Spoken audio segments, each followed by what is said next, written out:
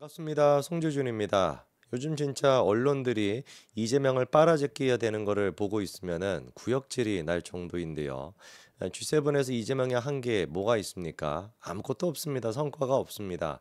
뭐 다른 어떤 정상들에 대해 가지고 회담을 통해 가지고 협약을 이끌어내거나 이런 것도 없었죠. 뭐 애당초 불가능하지 않습니까? 이번에 이재명은 대한민국 처음으로 참관국 자격으로 초청이 됐기 때문에 사실상 할 수 있는 게 아무것도 없었죠.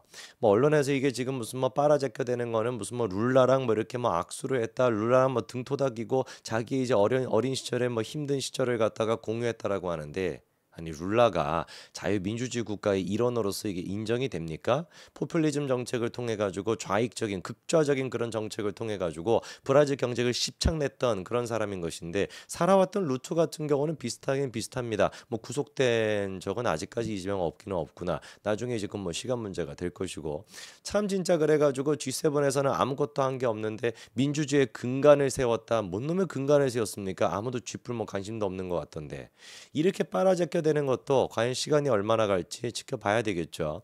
잘 아시는 것처럼 오광수 민정수석 같은 경우는 이미 낙마를 했습니다. 대한민국 사람들이 제일 예민하게 생각하는 주제 중에 하나, 부동산과 관련된 문제 때문에 오광수는 결국에 낙마를 했죠. 자, 그런데 오광수에 대한 그 부동산 문제 제일 처음 터뜨렸던 곳이 어딥니까? 단독으로 냈던 곳이 어딥니까? 그쵸, 경향신문이거든요.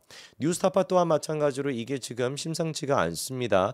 이재명에 대해 가지고 불리한 부정적인 기사를 갖다가 계속해 가지고 지금 내고 있는데, 이게 저는 약간 좀 좌파들의 속성이라고 봐요. 그래서 얼마 시간이 지나지 않아서 이재명에 대한 뭐라고 할까? 국민들의 열광, 국민들의 망상 같은 게 깨지기 시작한다면은 바로 그 틈을 노려가지고 노무현을 가열차게 버렸던 것처럼 이재명도 가열차게 버리게 될 것이다. 이 얘기 보니까 해경군 김 씨가, 뭐 김해경 씨인지 아닌지는 모르겠습니다만, 해경군 김 씨가 문재인도 노무현 꼴 날 것이다 이런 얘기했었는데, 그 저주가 이재명한테 고스란히 돌아올지 한번 지켜봐야 되겠죠. 해경군 김 씨랑 이재명 씨는 친한 거는 분명히 사실인 것처럼 보이니까요. 자, 과거에 이재명이가 이런 얘기를 한 적이 있습니다. 참 이상하죠. 돈 많은 분들은 왜 돈을 장롱에다가 보관할까요? 장롱도 이자를 주나 보지요. 이런 얘기를 했었는데, 이게 이제 뭐겠습니까? 기록을 살펴봤을 때는 돈을 이렇게 모을 수가 없어. 뭐 예를 들어 가지고 공직자들 같은 경우는 어떻겠습니까? 뭐 월에 얼마를 받는다, 1년에 얼마를 받는다, 이런 것들이 다 기록이 돼 있기 때문에 번 내용과 지출 내용, 이 두 가지가 어떻게 해야 되겠어요? 일치할 수밖에 없겠죠. 그렇죠? 5억을 벌었다라고 하는데 6억을 썼다라고 한다면은 이거 뭐가 되는 거겠습니까? 이재명이 얘기하는 것처럼 장롱에다가 1억을 갖다가 모아놨다, 이렇게밖에 안 되잖아요. 그 송영길 같은 경우도 비슷한 식으로 주장을 했다가 지금 이제 깜빵에 가 있나요? 아, 또 나왔죠. 그렇죠? 나와가지고 또 막 설쳐대고 있던데, 뭐 어쨌거나 이재명의 이 얘기의 대로라면은 김민석 같은 경우도 지금 설명이 되지 않거든요. 국회의원이었기 때문에 얼마를 갖다가 1년 동안 받았다라는 게 다 명확하단 말이에요. 그래서 5억 정도를 갖다가 지금 세비로 받았다라는 것인데, 쓴 금액은 알고 보니까 13억이래. 야, 이거 그럼 뭐 장롱이 지금 뭐 몇 개가 필요한 거겠습니까? 대한민국에 있는 장롱은 다 싹 다 지금 모아야 되는 거 아닌가요? 8억 원치 되는 어마어마한 돈을 갖다가 다 집어넣으려면은 요즘 뭐 5만 원짜리니까 좀 뭐 몇 개 안 필요하기도 하겠습니다만, 자, 이게 지금 논란의 핵심인 겁니다. 김민석에 대해 가지고 아들 문제 다 알고 계시죠, 그렇죠? 자, 그다음에 김민석이가 과거에도 정치자금법 위반으로 구속까지 됐던 양반이란 말이에요. 구속영장이 발부가 됐었죠. 자, 그 전력이 있던 똑같은 사람한테 그때도 강모 씨로부터 돈을 빌렸다가 논란이 됐었는데, 지금도 그 강모 씨로부터 최근까지도 돈을 빌렸다는 논란이 이어지고 있고, 최근에 이제 김민석에 대해서 나온 얘기는 뭡니까? 야, 5억 벌은 게 다인데 어떻게 가지고 13억을 지출할 수가 있었어? 8억은 어디서 나왔어? 이게 지금 해명이 안 되는 거예요.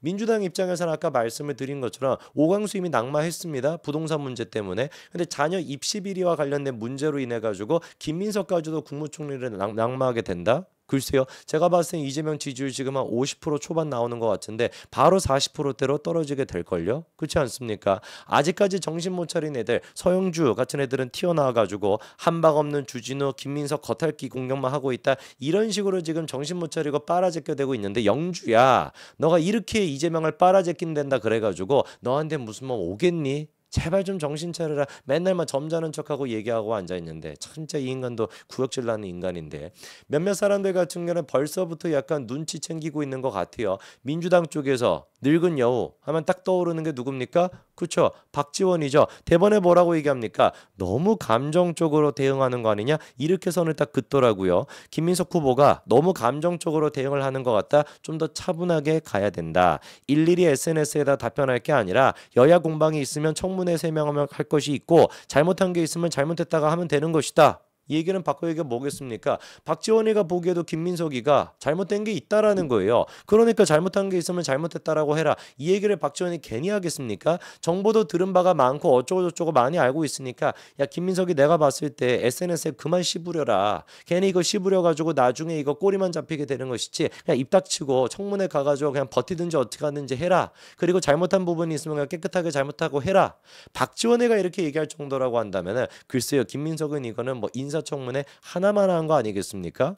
자 그리고 또 정성호까지 나서가지고 뭐라고 또 얘기를 하고 있습니까? 정치를 하는 과정에서 국민 눈높이가 좀 보기에 투명하지는 않은 부분들이 있어 보입니다. 정성호까지도 지금 이렇게 얘기하고 있는 거예요. 정성호가 뭡니까? 친명계의 좌장 아니겠습니까? 이재명의 의사를 갖다가 대변하는 사람이 정성호인데 그 정성호가 보기에도 국민들이 보기에는 투명하지 않은 부분들이 있어 보입니다. 아까 말씀을 드린 것처럼 5억 벌었다라는 게 명확한데 13억을 어디서 구하냐고. 그렇지 않습니까? 8억 가까이 되는 이 지금 빈 차익을 갖다가 어떻게 맡길 수가 있냐. 정성화 보기에도 이게 납득이 안 되는 겁니다. 거기에다가 민주당의 원로라고 할 수 있는 유인태 또한 뭐라고 얘기하고 있습니까? 저쪽이 제기하는 거에 대해서 조금 더 진솔하게 겸손하게 응해야 된다. 묻는 기자 보고 어디 채널이냐 이런 식으로 김민석이 따져 묻던데 그런 말은 좀 안 썼으면 좋겠다. 차분하고 진솔하고 공손하게 그렇게 대응하면 될 일을 가지고 고압적으로 나온다는 느낌을 받았다. 저는 이 얘기를 듣고도 참 공감이 많이 됐습니다. 민주당 하는 짓거리 MBC랑 JTBC가 빨아제끼는 거 보면서 진짜 제가 구역질이 났거든요. 뭐 윤석열 대통령 때 같은 경우는 MBC 기자를 갖다가 막 쫓아냈다 뭐다. 물론 그것도 비판받을 수 있겠습니다만 그 점에 대해서 비판한다라고 한다면은 김민석이가 언론을 어떻게 대응하는지 이거에 대해서 비판해야 되는 거 아닙니까? 이거 막 기사 보십시오. 이재명 MBC는 쫓겨났다가 복귀죠. 하하하 그런 일 없게 할 것이다. 초반이니까 지금 이제 기세 등등하니까 언론들도 지금은 빨아제껴대고 있으니까 그러니 저런 식으로 이제 막 티키타카 막 하고 있는 것 같은데 이번에 김민석이가 정확하게 보여준 모습이 뭐였습니까? 직접 한번 보시죠. 그 모친 빌라에 대해서도 좀 자금 의혹이 하나 좀 제기됐는데요. 여기는 어느 채널인가요? 저희 지금 다 풀입니다. 아, 그러세요? 저는 그러니까 저런 모습을 보면서 역겸을 느끼는 거예요. 좌파 특유의 이 진보 좌파라고 하는 것 특유의 뭐라고 해야 될까?